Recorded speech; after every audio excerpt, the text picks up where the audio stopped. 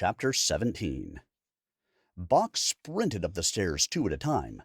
Still, he couldn't get to Isabella's room fast enough. On the landing outside her room, Wingate wrestled over a dagger with the largest man Bach had ever seen. If anyone can take care of himself in a fight, it's Wingate. I have to get to Isabella and Avantil. He raced through the shattered door. Three dirty, tough-looking rogues circled the princess with blades drawn. Isabella backed against the far wall as the men closed in from all sides, her hands glowing with eldritch energy as she prepared to defend herself. Avantil laid on the floor by the foot of the bed, bleeding badly and possibly dead. A surge of nausea hit Bach's stomach. "No, please be okay, my friend."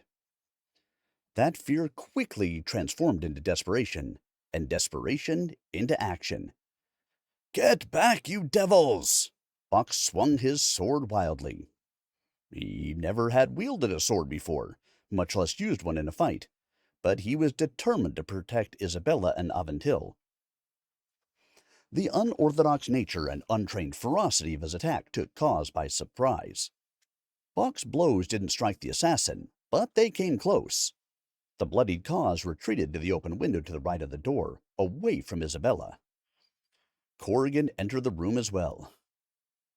"The Cousin gang!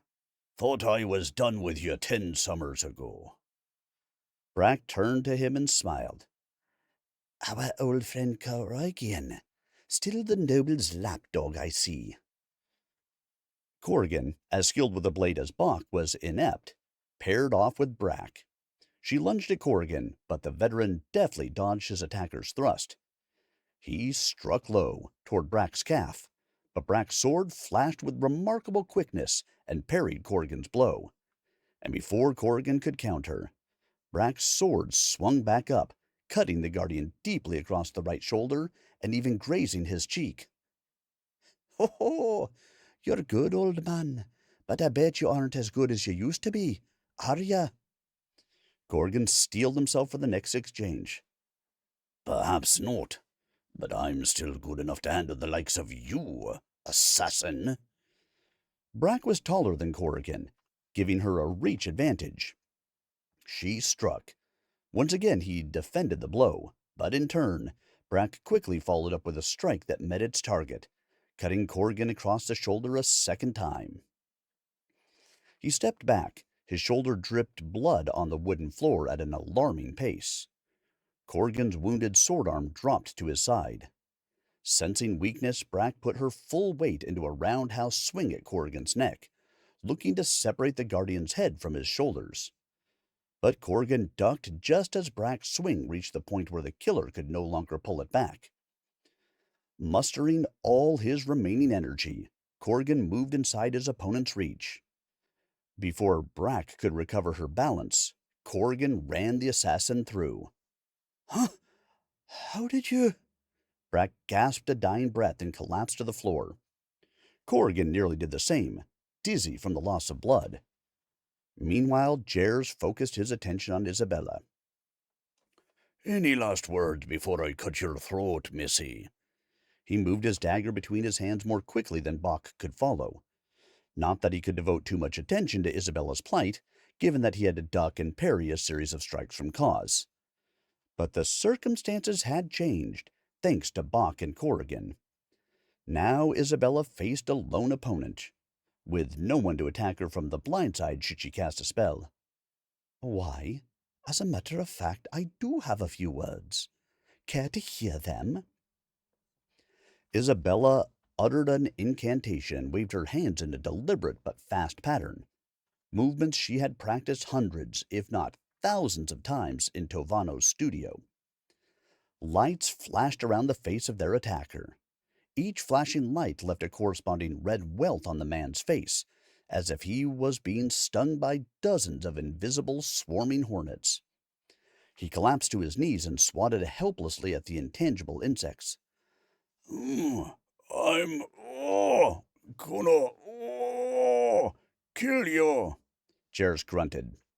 The sores on his face ballooned to the point of giving his cheeks a grotesquely round and puffy appearance.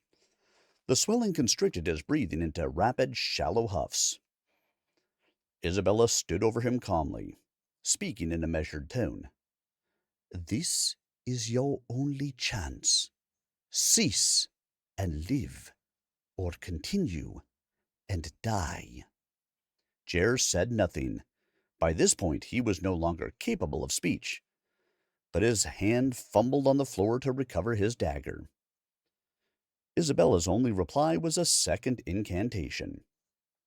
She grasped the man's shaking wrist. His eyes opened wide and his body spasmed. Jers the Wicked took one final gasp and then breathed no more. She then raced to Avantil's side, saying, Exalted One, please let him live, or... She couldn't finish. If he was indeed dead, there was a good possibility that Wingate could soon join him. The Guardian and Silent Tig continued their life-or-death tug-of-war over the dagger, until Tig kicked Wingate in the midsection, knocking his breath from his lungs. The blade clattered to the floor. As Wingate lunged to retrieve it, Tig snatched him in a bear-like grip and fell forward, crushing Wingate's chest with his 400-pound frame. Wingate tried to draw breath, but none came. He inched Tig over and inhaled a life-giving gasp. However, his relief lasted less than a second, as Tig, while still atop Wingate, placed his oversized hands over Wingate's mouth and nose to smother the Guardian. Wingate pulled and scratched at Tig's wrists and hands, but with little effect. The assassin was too strong and had the benefit of leverage. Smiling, Tig leaned over to place the full weight of his might on Wingate's face. Grabbing Tig's wrists, Wingate painfully and slowly drew his legs up until his feet pressed against the man's abdomen.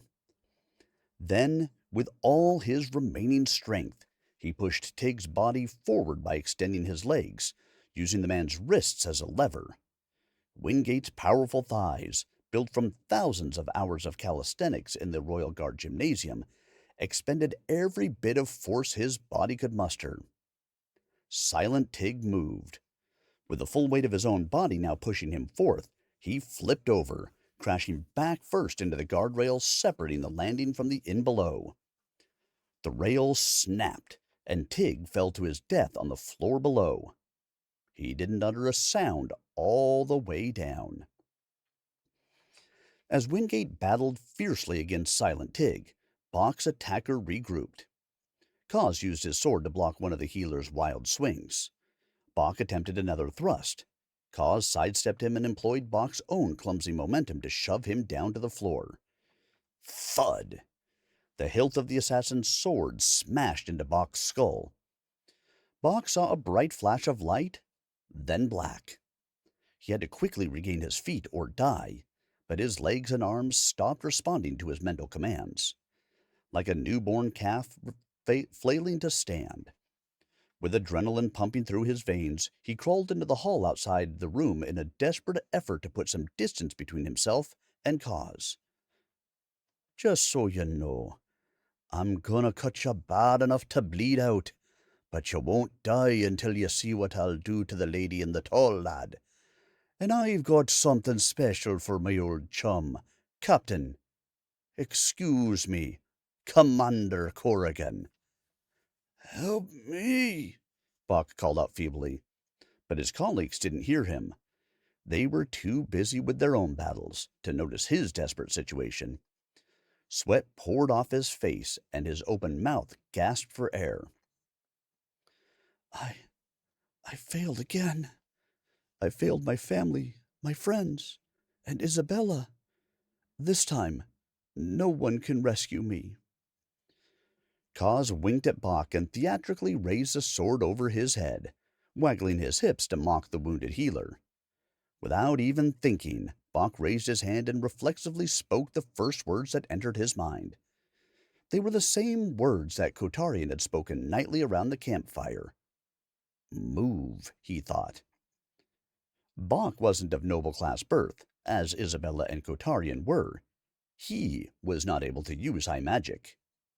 Except he did. Power surged through the core of his body, passing through his arms and hands and exiting the tips of his fingers. He recognized the sensation as magic at work, but using folk magic was more like a mild tingle. This sensation touched every nerve ending in his body. His hairs, the hairs on his arms stood on end. What the bleedin'? Before Kaz could strike, an invisible hand raised him off the ground. It slammed him into the far wall, like a petulant child smashing his toys. The plank walls cracked from the impact, leaving a man-shaped imprint just inches below the ceiling. The spell ended seconds after it began. Kaz fell harmlessly to the floor. Oh no, please don't be dead. Then the man's chest rose and fell in a steady rhythm.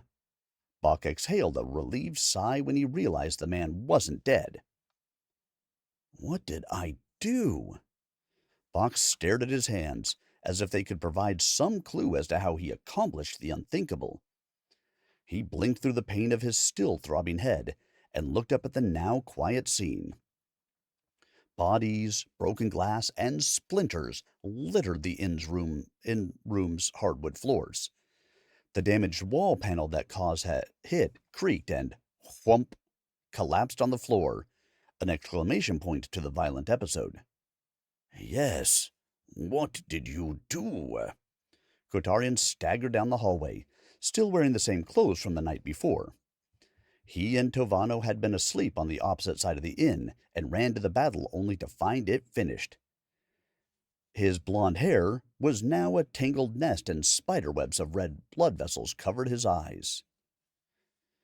But he was sober enough to realize that a serving-class healer shouldn't have been able to cast the spell he had witnessed Bach employ.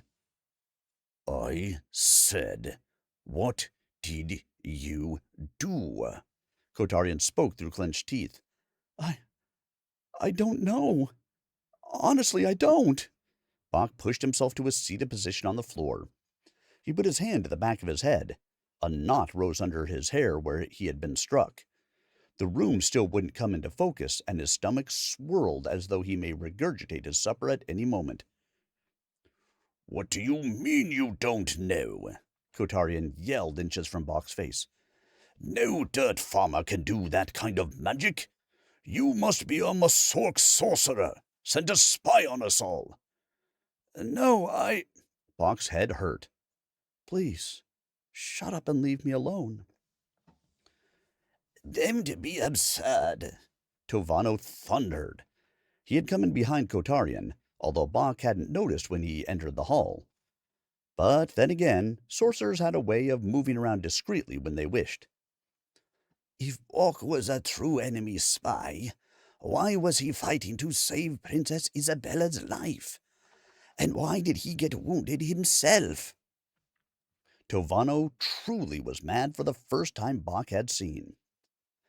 You may have gotten an education at the House of Magic, but they sure haven't given you any brains. Kotarian shook his head. But that doesn't explain how he... That's enough, Isabella yelled, voice cracking from inside her room. Avantil needs help. Now!